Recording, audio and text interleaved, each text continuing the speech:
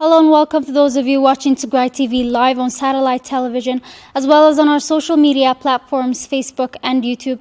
I'm Sablor Lama, and I'm here with the English news for the evening.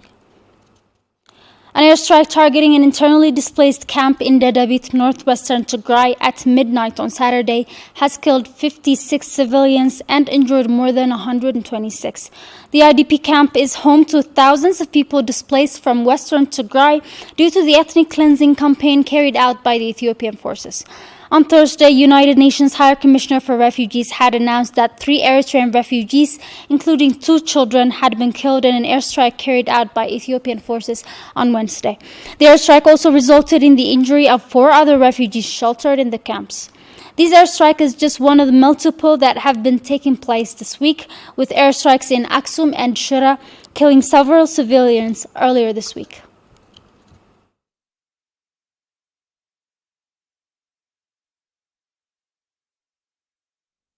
The government of Tigray issued a statement on Saturday sharing its message of condolence to the victims of the airstrikes and their loved ones. The statement called on the international community to put pressure on the Ethiopian government to choose a path of peace.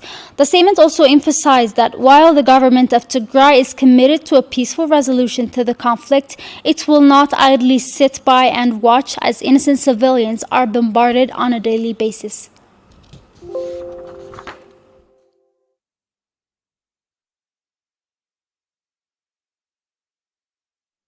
The Director General for the World Health Organization, Dr. Tedros Adhanom, says his organization has not been able to deliver medical supplies into Tigray since mid-July, when the Ethiopian government imposed an all-encompassing siege on Tigray that blocked all the roads coming into the region and discontinued basic services such as communication and banking services.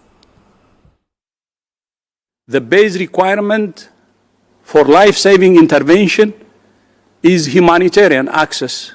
In Ethiopia, WHO was able to dispatch 14 metric tons of medical supplies to Afar and 70 metric tons to Amhara in December. 2 places have been affected by the conflict. In Tigray, WHO has not been permitted to deliver medical supplies since mid-July of last year. This is despite repeated requests from WHO to provide medical supplies to Tigray region, which would help meet some of the humanitarian and health needs in Tigray. Even in the toughest periods of conflict in Syria, South Sudan, Yemen, and others, WHO and partners have had access to save lives. However, in Tigray, the de facto blockade is preventing access to humanitarian supplies, which is killing people. I urge all leaders and key stakeholders in conflict to remember that those who work for peace are the heroes history remembers. We need health for peace and peace for health.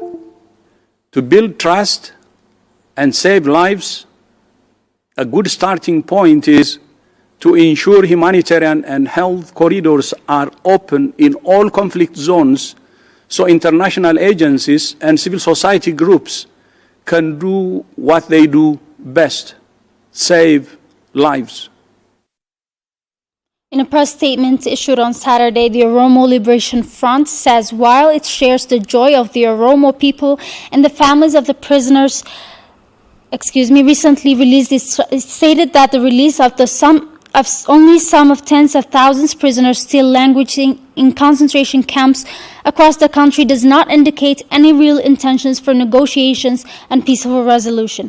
The statement reads that the organization believes that this is being done by Prosperity Party leadership to prop up its legitimacy, in particular amongst the Oromo, by freeing innocent politicians who should not have been arrested in the first place, create pretense of military victory, and circumvent necessity to directly deal with the warring parties, and have the international community believe that it's an agent of peaceful political projects from the get-go if it hadn't been for the others to whom it often externalizes all problems.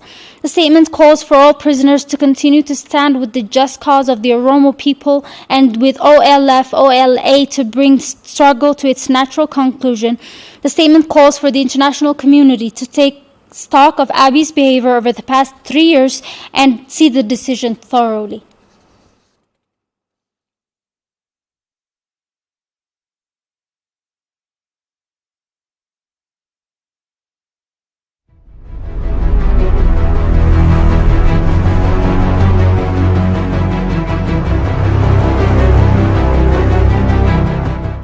Just before the war, it was one of the leading hospitals in our country.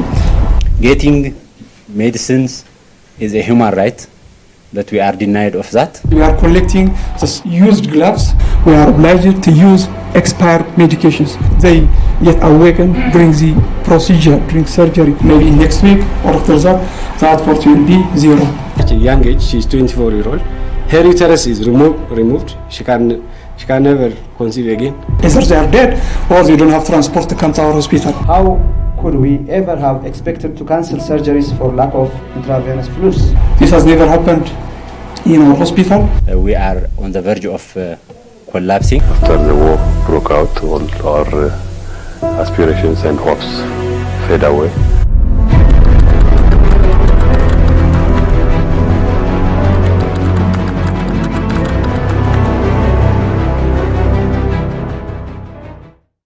A year-long ethnic cleansing campaign, gross violation of human rights in conflict has displaced over 2.2 million people in Tigray.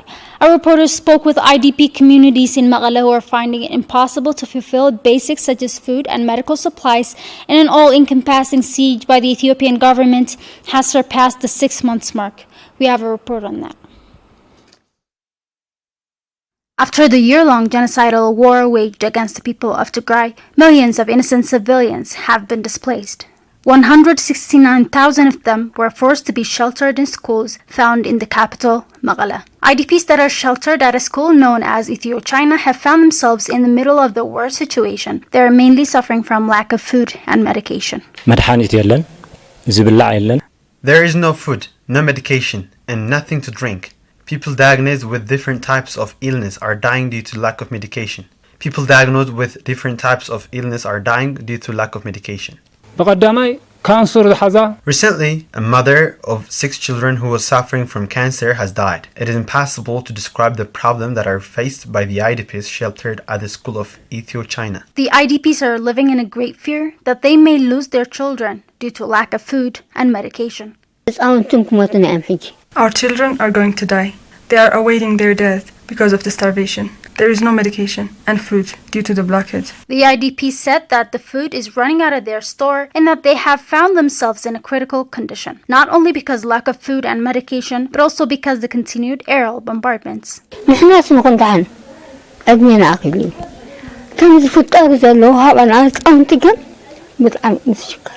may not matter much if we die, because we are elders. However, the children are suffering a lot. The IDPs sheltered in Ethio-China school are going through unspeakable starvation. It's not only starvation, but we are also victims to the continued bombardments. Currently, the siege has deprived us of food and medication. The IDPs added that unless an immediate end is put to the siege, it's going to be harsher and harsher. Thus, they call on the international community to go beyond the rhetorical condemnation and act now to put an end to their suffering. We need the world to hear us because we have suffered beyond measure. This is the time we need the international community to help us now more than ever. If the concerned bodies like the United Nations cannot help us, we won't be able to have any other solution. The year-long war and the siege that followed have made the lives of people in Tigray unbearably hard. Civilians were massacred and displaced from their permanent location and became vulnerable to starvation and lack of medications. Unless the international community acts upon it now, the situation will be a total catastrophe. In 2018, a group of young, untrained, and poorly armed men would start to forcibly displace and kill tens of thousands of Tigrayans from Gondar in the Amhara region. The group would later start to become infamous under the name Fano. Since then, the group would only continue to become more dangerous, playing an active role in an ethnic cleansing campaign in western Tigray that has displaced over 1.2 million people. Fano Ilemiru has the details.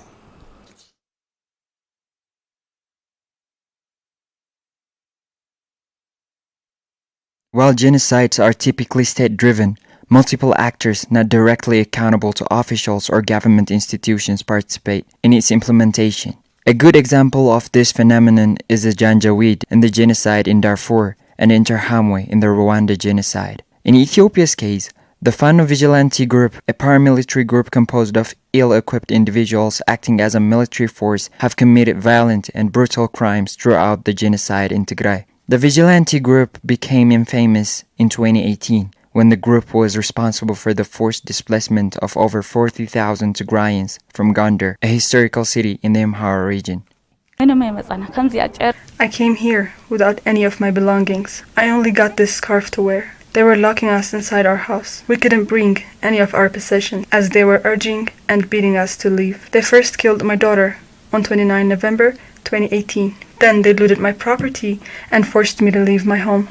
The group's genocidal intents have been on display from the very start, with members of the paramilitary group clearly stating their intentions to make the people of Tigray extinct. ዝም ብለን በነጻ ከመሞት አንድ ትግሬ ገለን ብንሞት ዋጋለው ምናልባት የትግራይ ህዝብ ብዛቱ 6 ሚሊዮን ነው የአማራ ህዝብ ብዛት ደግሞ ወደ 30 ሚሊዮን የሚጠጋ ነው ምናልባት እንኳን 6 ሚሊዮን ህዝብ ለትግራይ ብቻ ብንመድብ ሌላው ህዝብ ነጻ ሊወጣ ይችላል According to reports from that time, the group would not only displace Tigrayans but tens of thousands of Kamant and Ago, ethnic groups that call the Amhara region home. But the group's most horrific crimes would take place in western Tigray, where Fano would commit multiple massacres, acts of sexual violence in an effort to cleanse the Tigrayan identity, and displace over 1.2 million Tigrayans in an ethnic cleansing campaign that has continued till this day. From the binds still biting into his skin, it's clear this man suffered a tortured death. This Tigrayan has been helping to recover the dead. He holds up the body, but the image is too gruesome to show you. His eyes, though, betray the horror in front of him.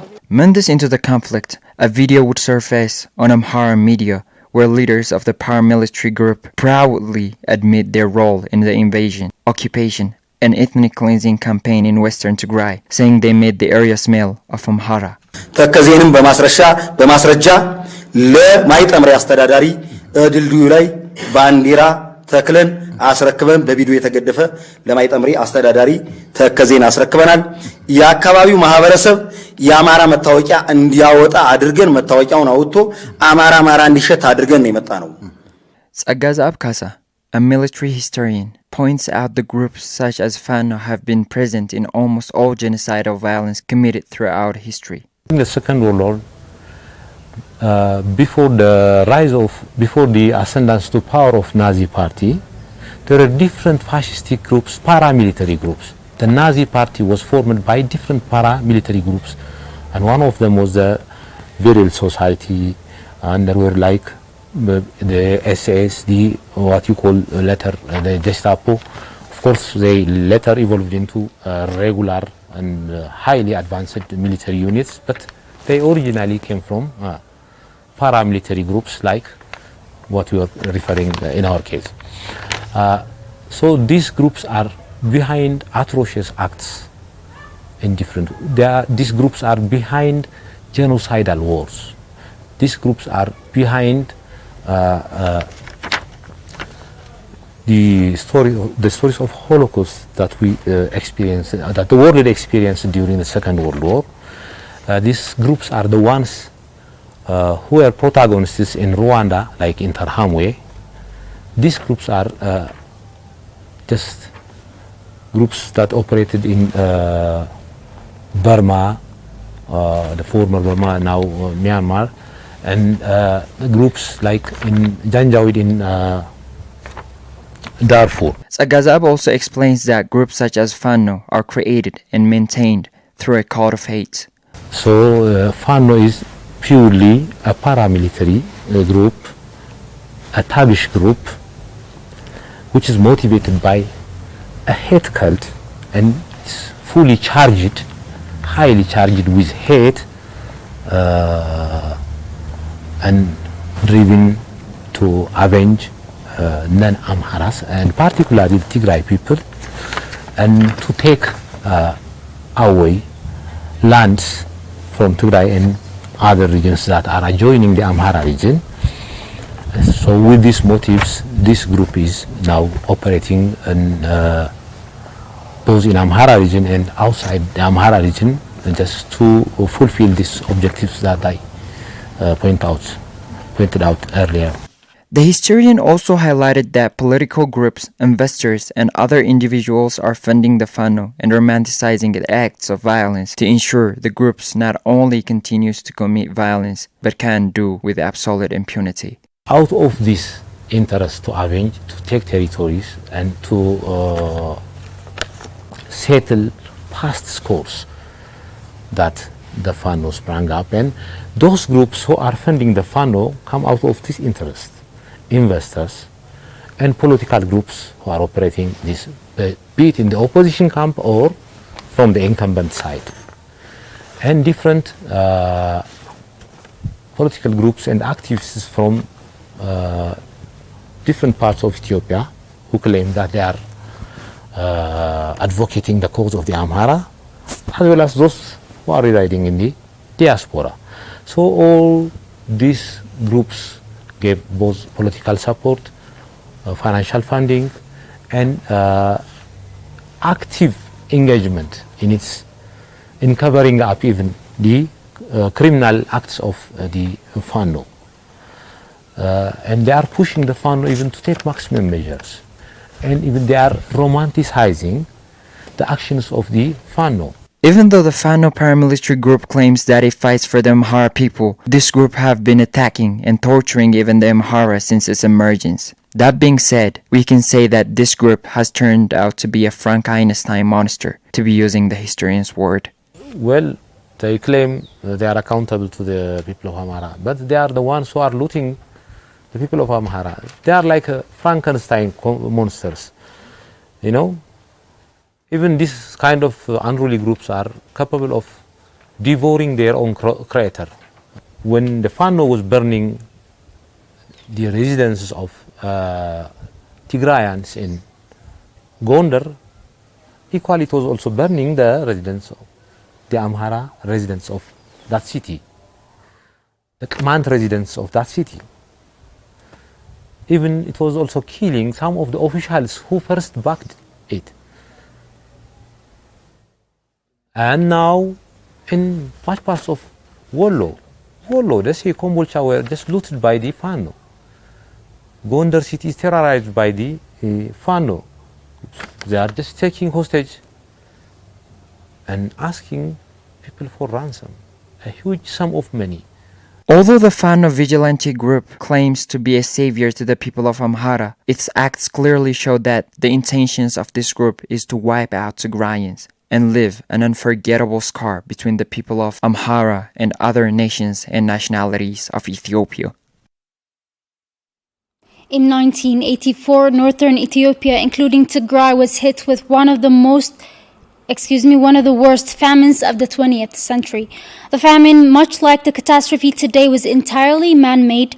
The Derg, a military junta, would attempt to use famine as a weapon of war by denying millions much-needed emergency assistance, leading to the death of 1 million people.